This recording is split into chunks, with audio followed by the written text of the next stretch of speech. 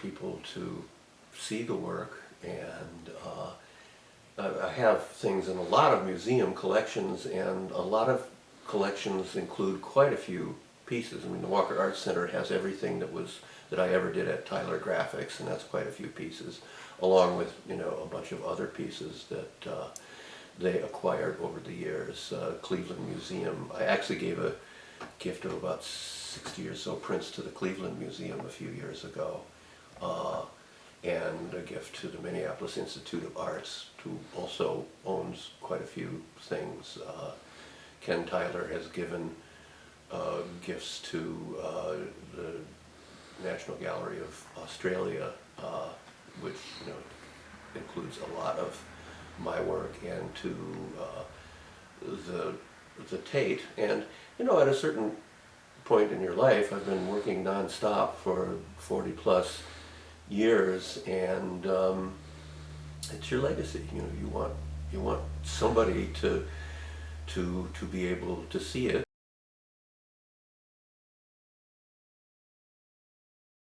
You realize quickly nobody's going to come knocking on your door. You've got to knock on their doors.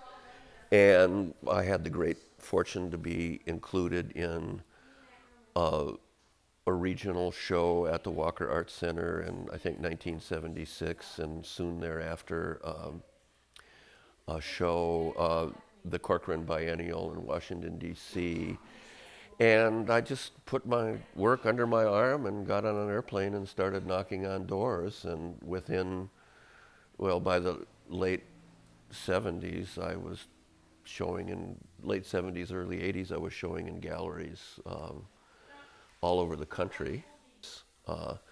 In, I think, 77 or 78, I was invited to make a print at Vermilion Editions in Minneapolis. It was a shop that had just opened, run by a fellow by the name of Stephen Anderson, who had printed at ULAE and I believe Styria Studios in New York. Subsequently, I was invited by Tamarind Editions, Echo Press in Indiana, Tyler Graphics, and in a typical year, I'd go work on projects in three or four different presses around the country.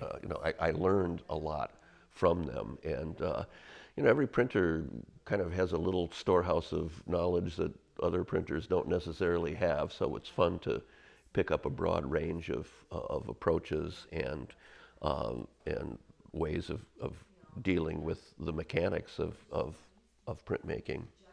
I also bought my own press in the mid-70s and started, even though I was very active with a lot of publishers publishing my work, I also started printing prints on my own press, and which I continue to do to this day. I feel like printmaking was pretty much made for my personal pleasure.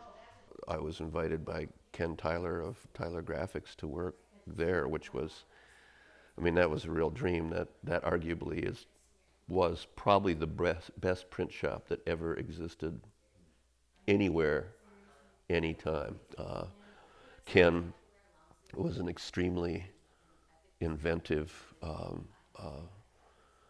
printer, and if the process or the machine didn't exist to do something that he wanted to do, then he would invent it, would make it up, and that shop did everything. They made their own paper. It was litho and talio relief, and all kinds of combinations. Anything that could be done in printing was done there. And one of the pieces that I'm giving the museum is a large piece that is actually an assemblage. I did a series of them. It was the last project I did at Tyler Graphics. And it was an assemblage with handwork of various proofs from projects over the previous 15 or 20 years. The thing that fascinates me about printmaking is that, even though we basically do things generally in the same way they've been done for hundreds and hundreds of years, on any given day you can come up with an approach that has maybe never been done before, just by twisting a few of the variables. My approach to printmaking was always, um, you know, just because you started with a lithograph doesn't mean it has to be a lithograph through and through. If I wanted to add a line to something and the etched line would be more effective, then I would have a litho with an etching, sometimes also combining silkscreen and relief printing, woodcut or lino cut. So I've always had a fairly um, uh, kind of just wide open printmaking approach. And actually, when I started working, you very rarely saw multimedia prints. Uh, um, Someone would have, they'd do a lithograph or a woodcut or an etching, and that would be it. I also did a lot of hand coloring and hand work, sometimes painting paper and then printing on the painted paper. You have some sort of an idea what kind of an atmosphere you would like to create, and then it's a matter of, how do you get there? Sometimes, there's a lot of kind of experimenting just to get a particular technique down. A few years ago, I was teaching briefly, and one of my colleagues was using a process to do kind of a new procedure of photo engraving. They're photopositive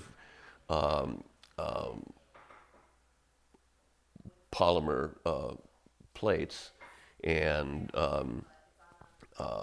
you can expose them to a photopositive and capture all of those, the grays, the light grays to black.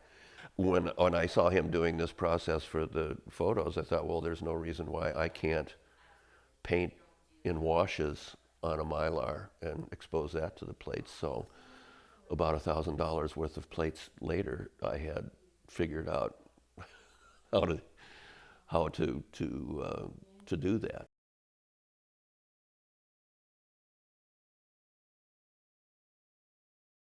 And we just had this